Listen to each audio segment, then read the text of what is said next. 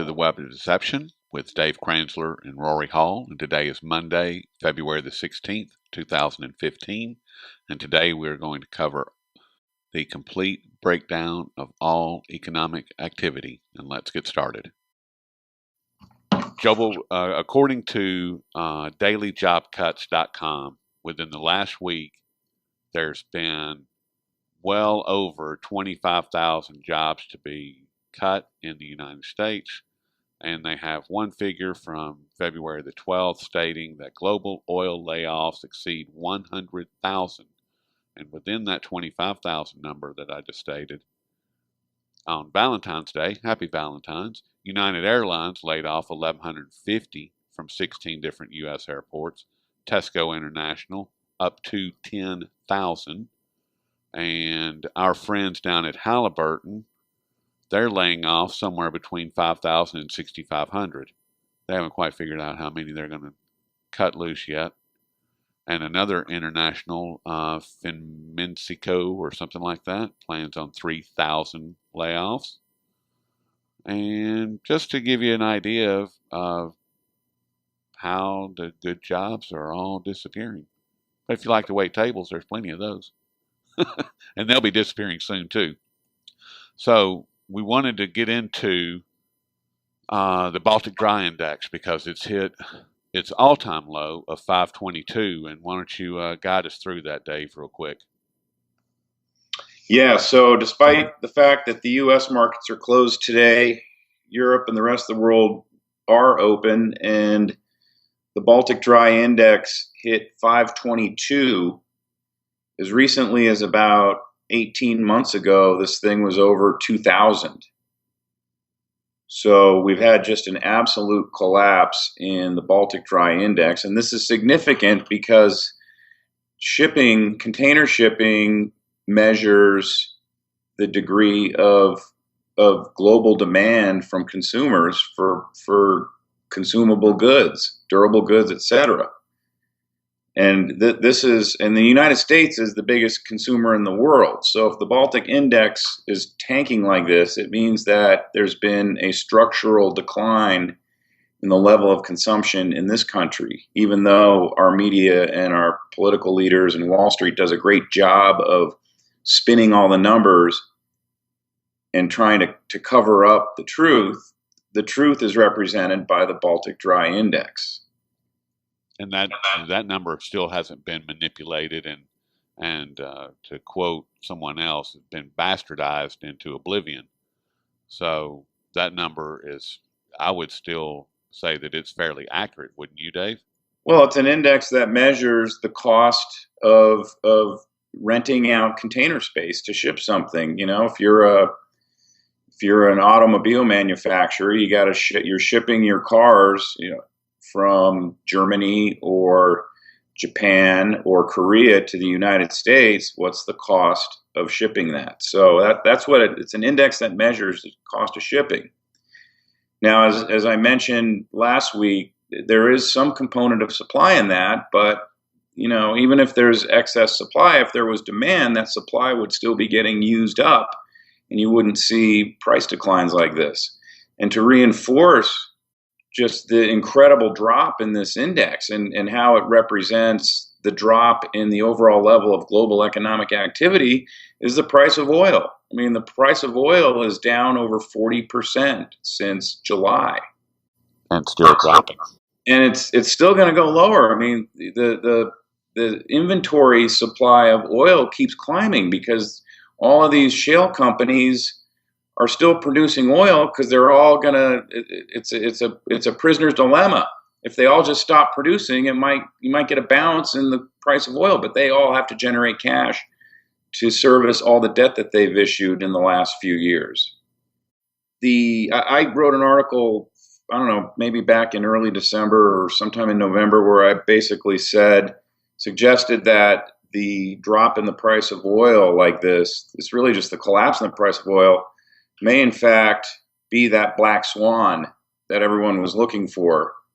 And I read an article today where it pointed out specifically that there was not one analyst on Wall Street who was looking for a decline in the price of oil like this.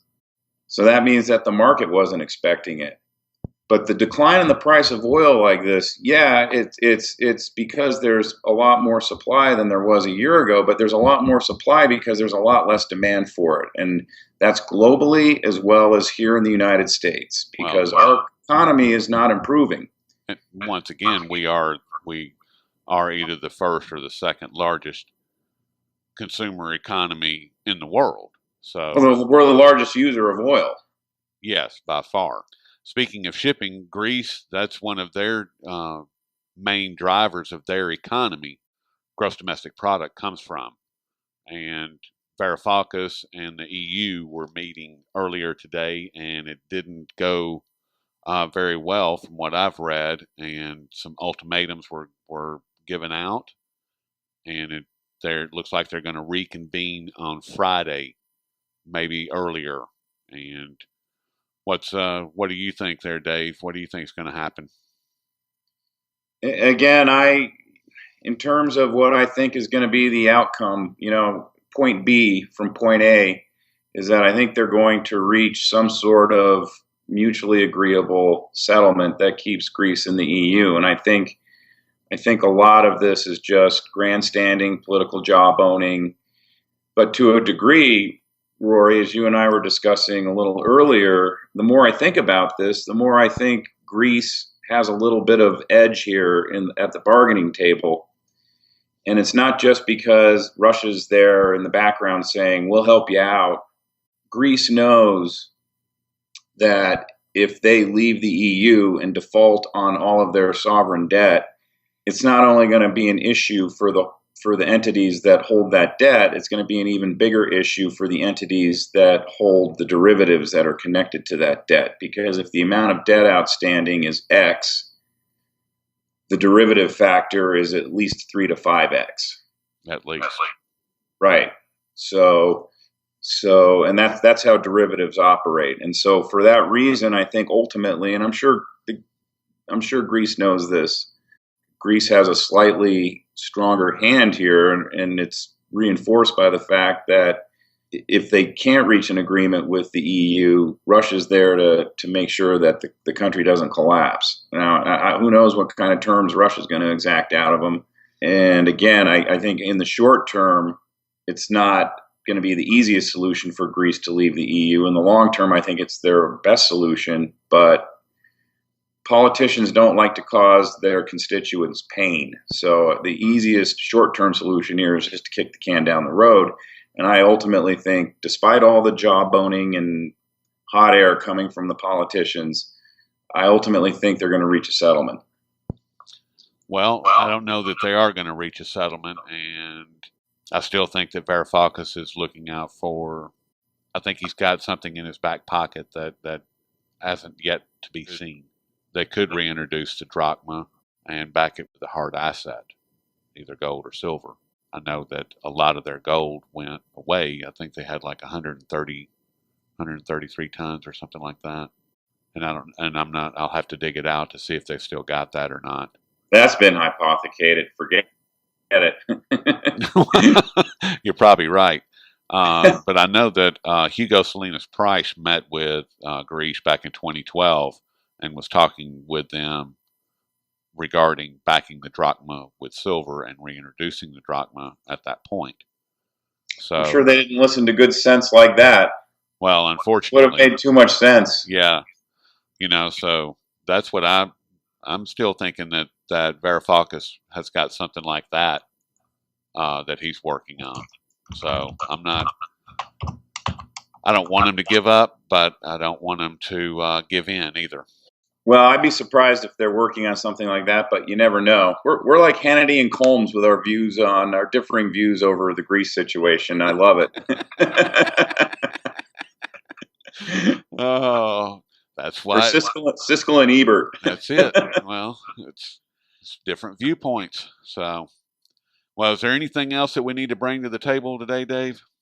I just wanted to mention a couple things here. I posted an article on my blog, Investment Research Dynamics, titled Tactical Financial Nuclear Bombs, and I go over a recent new derivatives on top of derivatives product that Goldman Sachs introduced. Yes. And it was in a Bloomberg report last week, but I haven't seen anyone else talk about it. And I run through how this product works and why ultimately this is going to lead to a bigger explosion in our financial system than happened in 2008. And then secondly, I've re-released a home builder report. I've updated it for the company's latest quarterly results. And originally I was looking for this stock to do about a 40% rate of return for 2015 to the short side. I think there's a chance this company could hit the wall. I mean, they're burning cash like crazy. Right now they're burning cash at a faster rate than they've got cash left on their balance sheet. And their sales are getting blowtorched by the collapse in the oil economy. So I just wanted to mention those two items. All right. You have anything else? Well, I've got an article that I just posted called "If You Were Bankrupt," and it goes into a little bit of what I was saying as far as Greece backing the drachma with silver, and that's over at thedailycoin.org. So check that out. But other than that, Dave, I guess we'll wrap it up right there and pick it up in a day or so. That sounds great. All right, buddy. Speak to you then, Rory. All right, man.